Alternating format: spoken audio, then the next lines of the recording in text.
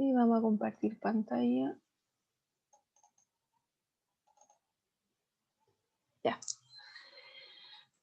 Muy buenos días otra vez. Y como hoy, ustedes ya sabían, hoy tenemos la prueba de cierre de unidad de lo divino y lo humano perteneciente al género lírico, ¿cierto? Hoy día hacemos finalización de esta unidad, así que vamos a hacer una aplicación de todo lo aprendido durante las clases y el desempeño de esta unidad. Recuerden que la idea es que tengan plazo hasta este viernes para la entrega de todas las actividades guías que se han hecho durante estas clases, que han sido 5. Y debido a esas, ustedes van a acceder a un punto base para la prueba de hoy. Aún no hago acuso recibo a todas las que me han enviado actividades. Trinidad me ha enviado, Rebeca, varias me han entregado varias actividades y esas no le he hecho aún acuso recibo. Porque me gusta revisarla inmediatamente, si no, no alcanzo, se me pierden los correos. Así que yo creo que durante la tarde voy a hacer una actualización de la nómina de los pendientes, más un acuso recibo de todos los correos para ir anotando. Ya. Entonces, a partir de las 2, hoy va a quedar abierta la prueba de lo divino y lo humano. Ya. Entonces, el objetivo de esta clase es retroalimentar la unidad, lo divino y lo humano. Y estos fueron los contenidos que nosotros vimos durante las clases. Partimos primero que nada con las características del siglo de oro, con las temáticas a tratar que se trabajan en la poesía. Y, y en realidad, identificando la temática, ya tenemos varias pegas hechas, que son los tópicos literarios y las visiones de mundo, si solamente identificamos la temática en cuestión, ¿ya? Luego, el 2, trabajamos sobre el lenguaje figurado, ya que es como nuestro primer peldaño antes de trabajar las figuras retóricas o las figuras literarias. Ya entonces trabajamos inferir emociones e inferir expresiones figuradas. Luego trabajamos los tópicos literarios, figuras literarias como número 4 y 5, las visiones del mundo.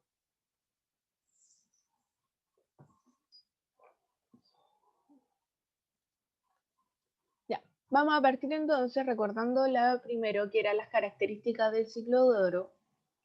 Y dijimos que se denomina siglo de oro un periodo de tiempo que comprende desde el siglo XVI y siglo XVII, particularmente en España. Y hablamos también que entonces el siglo de oro, que fue solamente solamente es parte de España, mientras que en Europa misma está pasando por el periodo del Renacimiento y luego del Barroco. Esto en España se hace como una mutación de ambas y es como que hace una fusión de esta y se realiza como es parte del siglo de oro en España, ¿ya? Entendiendo que dijimos que es cierto, volvamos a lo mismo, que el siglo de oro solamente se realiza en España, mientras que en Europa solo tenemos el Renacimiento y posteriormente el Barroco, ¿ya? Entonces, probablemente, si es una pregunta de prueba, va a salir cuáles son los siglos que son parte del siglo de oro, le va a salir a usted el Renacimiento y el Barroco. Ya su nombre de oro se refiere al esplendor que alcanzó la creación literaria, ya que antes de este periodo estaba la Edad Media y la única temática o el único roce o lo único que se realizaba en cuanto a lo artístico era siempre en cuanto a lo divino. Y eso mencionando el arte, por ejemplo, la poesía, la literatura solamente tenía ese objetivo más que nada, ¿ya? Y antes de eso, por ejemplo, tenemos creaciones como el Mío Cid, ¿ya? Que también habla, por ejemplo, de que tiene como algo de épico, ya que va a trabajar, que va a, contándonos las hazañas del Mío Cid que está realizando en pos de un rey y alcanzando eh, muchos muchas tierras, por ejemplo, ¿ya? Que va matando a muchos moros, ¿ya? Y va con su séquito de personas, para poder matar a estas personas y poder tener estas tierras y dárselas al rey. Entonces teníamos temáticas, pero siempre en función de Dios. ¿Ya? Eso era solamente lo que se trabajaba antes de la Edad Media, solamente en cuanto a lo divino y en cuanto a temática épica. Entonces, posterior viene el siglo de oro y estamos hablando de un gran esplendor que se trabajaba en otras temáticas y se escribió y se escribe mucha literatura, se escribe mucha poesía. Luego podemos decir también que algunos de los escritores más importantes fueron Luis de Góngora, Félix López de Vega y Calderón de la Barca, que estos fueron los escritores máximos del siglo de oro. En cuanto a las temáticas que se trabajaba y que dijimos que eran como, ya identificando cuáles eran estas temáticas, podíamos identificar la visión de mundo y el tópico literario. Tenemos la fugacidad de la vida, ya que aquí tenemos el tópico que Tempus Fugit, ya que trabaja sobre que la vida es muy corta, ya por eso hay que vivirla ahora, tu juventud es muy corta, tu vida, ya. Luego tenemos la vida retirada en el campo, que se hablaba mucho de eso, de ir a hacer una vida en el campo, ¿ya? Como las grandes élites utilizaban esa temática de tener una vida en el campo, con cosecha, ¿ya? Autosustentable. Luego tenemos el amor imposible, luego tenemos la relación con Dios, ya que tiene que ver con lo divino, y luego la muerte, que eran las temáticas principales que se trabajaban en el siglo de oro. En cuanto al lenguaje figurado, tenemos que decir que la poesía, el lenguaje figurado, permite asignar distintos significados a las palabras, a fin de expresar sentimientos, ciertas emociones y la interioridad del poeta o del hablante lírico, a través de a través de esta voz, este hablante lírico. Entonces tenemos este lenguaje figurado, ¿cierto? Que nos da como poder de poder asignar otro significado a algunas palabras, ¿cierto? La llamamos distintos. Y para eso tenemos esta diferencia entre el lenguaje literal, que es cierto que es el significado de lo que leemos, que es igual a lo que dice de manera textual. Sería como casi, esto sería básicamente como lo connotativo y lo denotativo. Y aquí tenemos lo que dice real, el significado del diccionario, por ejemplo. Y luego tenemos el lenguaje figurado, que es el significado de lo que leemos. Y este debe ser inferido, ya entregándole otorgándole un nuevo significado a esta palabra. Entonces, el uso del lenguaje que busca, perdón, uso del lenguaje que busca mediante el uso de recursos retóricos, ya dotar de mayor fuerza expresiva un texto. Es de uso principalmente literario este lenguaje figurado. Entonces, en realidad, su única función y objetivo de utilizar este lenguaje figurado siempre va a ser entregarle una función estilística a la poesía, ¿ya? Que este poema, que esto que se está escribiendo, sea más bello. 3. En cuanto a los tópicos literarios, nosotros vimos entonces el tempus irreparabile fugit, que es el tiempo se escapa sin remedio. Luego teníamos el carpe diem, que era aprovechar el momento, y el contemptus mundi, que es el desprecio a todo el mundo. ¿Ya? Y dijimos también que los tópicos literarios vienen a partir de la Edad Media también, que son como temáticas que se han repetido hasta hoy, ya durante la historia, que se utilizan, son como los caballitos de batalla que se utilizan en la literatura, en el cine, en el arte, etc. ¿Ya? Y que se trabajan estos tópicos para poder realizar estas creaciones literarias. ¿Ya? Y ahí tenemos el primero, que el tempus irreparabile fugit, que el tiempo se escapa sin remedio, y señala el carácter irrecuperable del tiempo, y por lo tanto, de lo irremediable de la muerte. ¿Ya? Entonces, en realidad como que se va escapando en la vida y se nos está yendo la juventud y próximamente se nos acerca la muerte. Pensando también que en este tiempo donde nacen los tópicos literarios en la Edad Media y se siguen utilizando en En el siglo de oro tenemos unas expectativas de vida bien acotadas, entonces por eso se trabajaba mucho la temática en cuanto al tiempo y la muerte. Y aquí tenemos un ejemplo que están las coplas de la muerte de su padre, ¿ya? Y dice acá este extracto de Jorge Manríquez, que es un poema que dice: recuerde el alma dormida, avive el seso y despierte, contemplando cómo se pasa la vida, cómo se viene la muerte. También tenemos, aparte de las coplas de la muerte de su padre, se trabaja mucho como la muerte igualadora, que también hay otro poema que también trabaja esta temática, que todos cuando vamos a la muerte somos iguales.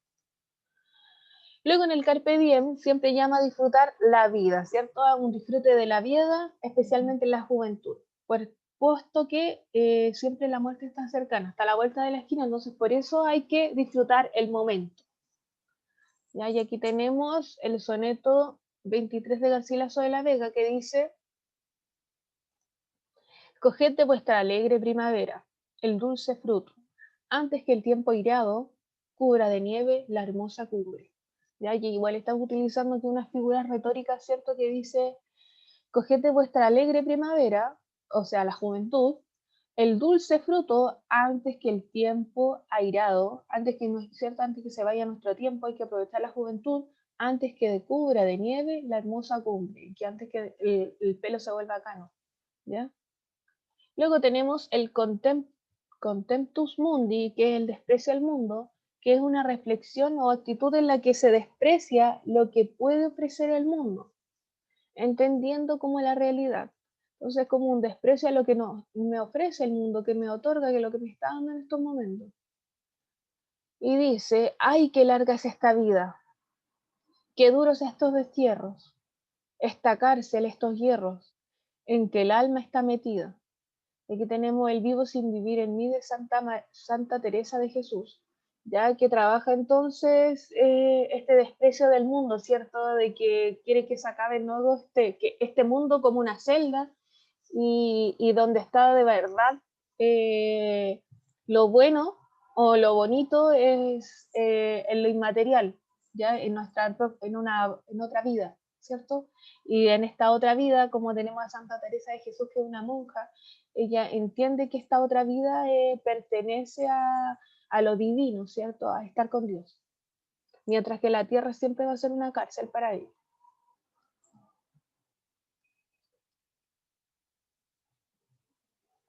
Ya, entonces aquí estos últimos tres que trabajan el Vanitas Vanitatum, que es la vanidad de vanidades, que dice que trata el carácter engañoso de las cosas y la necesidad de abandonarlas por otras más elevadas, ¿ya?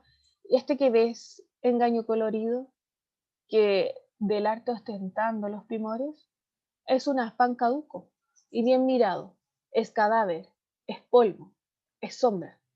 ¿Ya? Entonces ahí nos está, ¿cierto?, diciendo cuáles son estas vanidades, ¿cierto? Como lo material, que también es algo, bueno, en realidad lo material y lo inmaterial, porque ya estas vanidades se comprenden hasta que pueden ser como la juventud, que son una vanidad, que la hermosura, lo bello que podemos ser, también es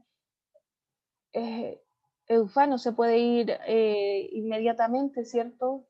Ya entonces por eso tiene un carácter engañoso la juventud, la belleza, luego se va. Luego tenemos el Vita Sonium, que es la vida como sueño, y presenta la vida como una experiencia irreal, ¿ya? Una ficción extraña y pasajera. Entonces tenemos este como el versus de el anterior que decía el Vita Mundis, que te decía que lo de la vida, lo material, cuando estamos vivos es algo pasajero, que es mucho mejor lo que está posterior a la muerte. Aquí ya nos dice que la vida es un sueño. Y aquí tenemos Calderón de la Barca, que es el principal que utiliza este tópico literario, que trabaja con su obra La vida de un sueño, ya que dice: ¿qué es la vida? Una ilusión, una sombra, una ficción, y el mayor bien es pequeño, que toda la vida es un sueño. Ahí nos dice aquí que la vida es un sueño, que es una obra de Calderón de la Barca, una obra teatral.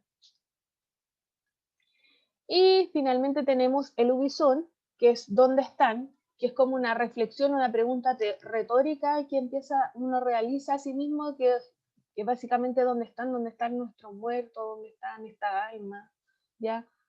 Y ahí tenemos la Égloga 1 de Garcilaso de la Vega, que dice: ¿dónde están ahora aquellos claros ojos que llevaban tras sí colgaba mi alma doquier que ellos se volvían? Y ahí que uno está hablando de alguien que ya no está con nosotros y nos preguntamos que dónde están nuestros seres queridos.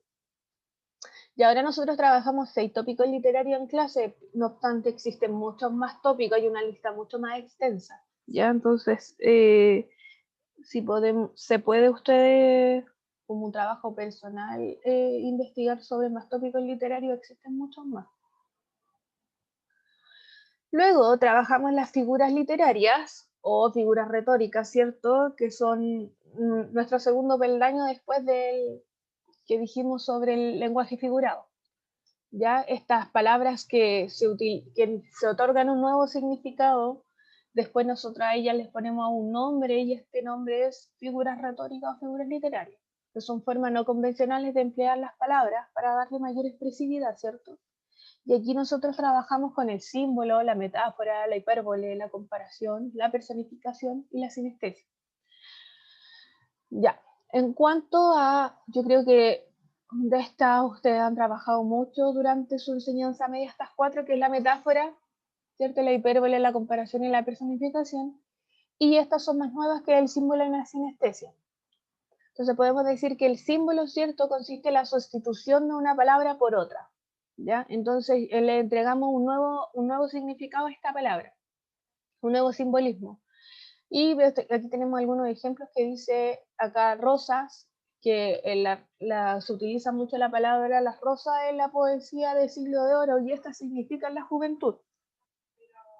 Luego tenemos las calaveras, que siempre significan la muerte, el reloj, la fugacidad del tiempo, y el árbol caído, el paso del tiempo, ¿ya?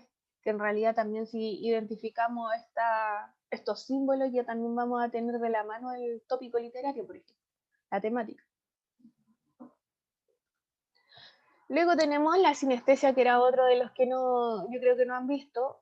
Se le atribuye una sensación a un poema, ya a una palabra.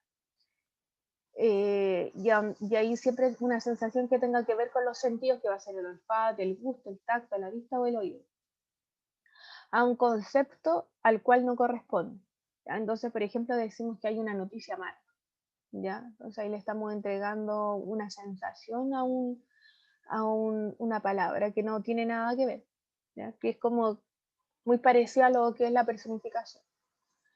Luego tenemos la metáfora, ¿cierto?, que es realizar una semejanza sustituyendo un concepto por otro, y ahí tenemos tu voz en música para mis oídos, o las perlas de tu boca, ¿ya? Luego tenemos la hipérbole, que tenemos la exageración, ¿cierto? Exagerar cantidades, cualidades, características, y ahí tenemos un lloró todo un río, o me muero de amor. Luego tenemos la comparación, que es comparar, ¿cierto?, un símil, un algo con un semejante, ¿cierto? Y se puede comparar una cualidad, pero estos siempre tienen que tener, ¿cierto?, un nexo comparativo, ¿ya? O un como, es como, ¿ya? Su cabello rojo como el fuego.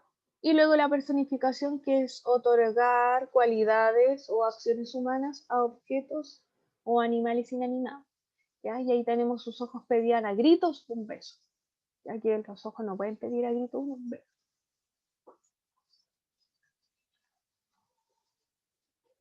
Y luego, en cuanto a las visiones de mundo, dijimos que las visiones siempre corresponden a las perspectivas de un texto y sintetizan las creencias, la idea, los valores de una cultura o época sobre la realidad. Entonces, en cuanto a las visiones de mundo que tenemos en esta época del Siglo de Oro, como que lo que más lo caracteriza es la poesía mística, ¿cierto? Que que surge alrededor de la segunda mitad del siglo XVI, ya llevábamos un tiempo con el siglo de oro porque dijimos que partía desde el siglo XVI y finalizaba en el XVII, y sus mayores exponentes provienen de España y México. ¿Ya? Y también hablamos de eso, de que por qué en México, ¿cierto? Que es mi otro de, que no tiene nada que ver si dijimos que el siglo de oro solo estaba en España, y esto tenía que ver, ¿cierto?, con la colonización, donde la corona española tenía un fuerte exponente, fuerte cultura en México, ¿cierto? Que ahí teníamos un virreinato en México, teníamos un virreinato en el Perú. Y entonces, como teníamos un virreinato, teníamos a grandes personajes también de la corona española viviendo en México. Entonces, por eso en México tenemos mucha poesía mística. Y se trata de una poesía que surge a partir de la búsqueda de expresión de las maravillas del alma al entrar en comunión con Dios. Entonces, esto tiene que ver con como personas que son parte de tener, que tienen alguna experiencia relacionada con Dios. Y ahí tenemos a monjas, ¿cierto?, que trabajan mucho con la poesía mística y nos relatan y nos cuentan sus sensaciones, lo que perciben y qué se trata de estar con Dios. Entonces, para aplicar, aquí vamos a trabajar con el poema Vivo sin vivir en mí de Santa Teresa de Jesús, ya que ese es el poema que más ha trabajado durante la unidad. Y aquí tenemos de nuevo, hay como exponente que ya se sabe a priori que Santa Teresa de Jesús es mujer, es monja, entonces ya sabemos que esto trabaja sobre la poesía mística. Sabemos cuál es la temática que tiene que ver con lo divino, ¿ya? Entonces también sabríamos cuáles son los tópicos literarios que también se van utilizando antes de... Entonces dice, vivo sin vivir en mí y de tal manera espero que muero porque no muero. Vive ya fuera de mí, después que muero de amor. Porque vivo en el Señor, que me quiso para sí. Cuando el corazón le di, puse en él ese letrero. Que muero porque no muero. Esta divina prisión del amor con que yo vivo ha hecho a Dios mi cautivo y libre mi corazón. Y a causa en mí tal pasión, ver a Dios mi prisionero. Que muero porque no muero. Ay, qué larga es esta vida, qué duros estos destierros, esta cárcel, estos hierros en que el alma está metida. Solo esperar la salida me causa dolor tan fiero, que muero porque no muero. Ay, qué vida tan amarga. Dono goza el Señor, porque si es dulce el amor, no lo es la esperanza larga. Quíteme, Dios, esta carga más pesada que el acero, que muero porque no muero, solo con la confianza. Vivo de que he de morir, porque muriendo el vivir me asegura mi esperanza. Muerte do vivir de se alcanza, no te tardes que te espero. ¿Que muero porque no muero? Mira que el amor es fuerte, vida no me seas molesta, mira que solo te resta para ganarte y perderte. Venga ya la dulce muerte, el morir venga ligero. ¿Que muero porque no muero? Aquella vida de arriba es la vida verdadera. Hasta que esta vida muera, no se goza estando viva. Muerte no me seas esquiva, viva muriendo primero. ¿Que muero porque no muero?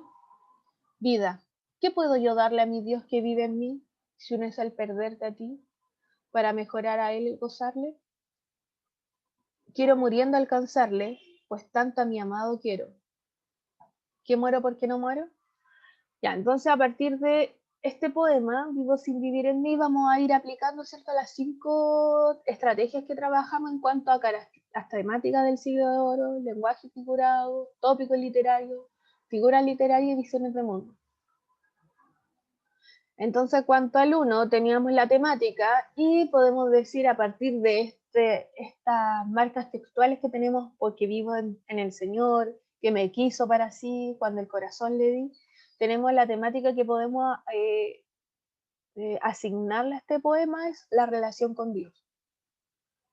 Luego, en cuanto al lenguaje figurado, respondiendo a estas preguntas que dicen, ¿cómo el hablante describe el objeto? ¿Qué idea se puede sintetizar de los siguientes versos? Solo esperar la salida me causa dolor tan fiero. y cuál es el motivo lírico del poema Vivo sin vivir en mí, podemos decir que, por ejemplo, en cuanto a esta marca textual, hay que larga es esta vida, que duro estos destierros, podemos decir que describe la vida como una cárcel, ¿cierto? Ya que decíamos que era muy distinto a decir que la vida es un sueño, sino que decir que la vida es una cárcel, marcada por el sufrimiento, donde se hace larga la espera. Por eso, por ende, Santa Teresa como que añora tanto la muerte que venga, porque esta vida es sufrimiento y la próxima vida va a ser la verdadera, ¿cierto? Luego, en cuanto a solo esperar la salida me causa dolor tan fiero, que aquí tenemos la marca textual, ¿cierto? Y dice que es esperar la llegada de la muerte le causa dolor. Y en cuanto al motivo lírico, lo podemos ver aquí identificado: vida, no me seas molesta, mira que solo te resta. Y el hablante expresa el dolor, ¿cierto?, de la vida, en la espera de la muerte. Ahora, en cuanto a los tópicos literarios, podemos decir que el tópico literario es el contentus mundi, ya que en cada estrofa se desprende un desprecio de lo terrenal al mundo, puesto que el hablante lírico solo expone el deseo vehemente de morir. Aquí tenemos, ¿cierto?, ahí de nuevo el solo en la confianza vivo de que he de morir, porque muriendo el vivir me asegura mi esperanza. Luego, en cuanto a los cuatro de las figuras literarias que están presentes, podemos trabajar en cuanto a esta ¿a qué alude la expresión quíteme Dios esta carga más pesada que el acero? Luego tenemos el que se describe con la expresión aquella vida de arriba, que es la vida verdadera. Hasta que esta vida muera, no se goza estando viva. Y luego tenemos ¿cuál será el significado de la figura literaria que dice venga ya la dulce muerte, venga el morir muy ligero? Y ahí las tenemos identificadas, ¿cierto? Destacadas las marcas textuales, y decimos que la primera quíteme Dios esta carga más pesada que el acero. En la expresión compara, ¿cierto?, la carga de la vida con el acero. Y aquí tenemos, ¿cierto?, nuestro nexo comparativo: más pesada que el acero. Luego, en aquella vida de arriba, que es la vida verdadera, podemos decir que describe la vida eterna como una vida real y verdadera, ¿ya? No le da valor a la vida terrenal. Mientras no llegue su muerte, no puede deleitarse con ella y esperar por la muerte, ¿ya? Entonces ahí, como cierto que estábamos hablando de que Santa Teresa añora esta muerte y que esta vida terrenal, lo que tiene ahora, no, para ella no es vida. Y la figura literaria que se ve presente en venga ya la dulce muerte y venga el morir muy ligero, tenemos la anáfora, que se repite la palabra venga, y dulce muerte, que se trabaja dulce muerte, y tenemos la sinestesia, que es dulce muerte. Sí, pues dulce muerte. Para el hablante la muerte es dulce y anhela que llegue de manera sutil, sin darse cuenta, para pasar la vida que realmente espera, la vida eterna. Y 5, finalmente tenemos las visiones de mundo, y aquí identificamos, ¿cierto? Y se relee las estrofas 3 y 4 y describe cómo se describe la vida de la vida terrenal, ¿cierto? Y aquí tenemos la estrofa 3 y 4, que podemos decir que la describe como una cárcel, ¿cierto? Que aquí dice esta divina prisión, ¿cierto? Del amor que yo vivo, ha hecho a Dios mi cautivo, ¿ya? Entonces dice que la vida terrenal es una cárcel marcada por el sufrimiento, donde se hace larga esta espera. Y luego, ¿qué sentido o valoración se le entrega a la muerte en este poema? Y podemos decir aquí que se hace una valoración positiva de la muerte, ¿cierto? Porque se espera, se añora. En tanto marca un paso de la vida trascendente, ¿cierto? Verdadera, que se encuentra en la comunión con Dios. Y esa es la vida verdadera para este hablante lírico. La muerte se anhela para alcanzar ese nuevo estado y la posibilidad de un encuentro con el Señor. Entonces, como para tener la reflexión de que en realidad no es que se añore tanto la muerte, sino que la muerte es un paso, ¿ya?, para poder tener la posibilidad de tener un encuentro con Dios, ¿ya? Entonces, recordar que a las 2 se van a habilitar las evaluaciones correspondientes a este cierre de unidad. Ya, entonces a partir de las 2 hasta las 12 de la noche queda habilitada la prueba. Y recordarles que el 9 de diciembre, miércoles 9 de diciembre, va a estar disponible la evaluación de lectura de webclass que corresponde a ustedes, el túnel de Ernesto Sabato. ¿Ya? Y que hoy día también se va a cargar en webclass y también va a estar en Classroom la guía de lectura del túnel de Ernesto Sabato. Y esta guía de lectura, si ustedes responden estas pruebas, van a tener un punto base para la evaluación del túnel. Y el plazo máximo de entrega va a ser para el lunes 14. Ya, entonces la pueden ir entregando durante la semana. Recuerden que el lunes no vamos a tener clase, el lunes de la próxima semana, el 8, porque es interferiado. Entonces tienen plazo hasta el próximo lunes 14 con fecha máxima, porque recuerden que después se está cerrando el semestre, ya no voy a tener tiempo para poner estos puntos, así que hasta ese lunes no espero más. ¿Ya? Entonces, nuevamente, la otra semana, lunes 8, no tenemos clases porque es interferiado. El 9 de diciembre tampoco tienen clases porque ahí viene en realidad el feriado. Y el miércoles tendría la evaluación de lectura del túnel de Ernesto Sabato. Y las preguntas que van a salir, van a salir unas preguntas de desarrollo en el túnel de Ernesto Sabato y van a ser las mismas que van a estar en esta guía. Entonces, si ustedes trabajan ya la guía de antemano, van a tener resueltas 3 preguntas de desarrollo de la prueba. ¿Ya? ¿Alguna pregunta, consulta, duda?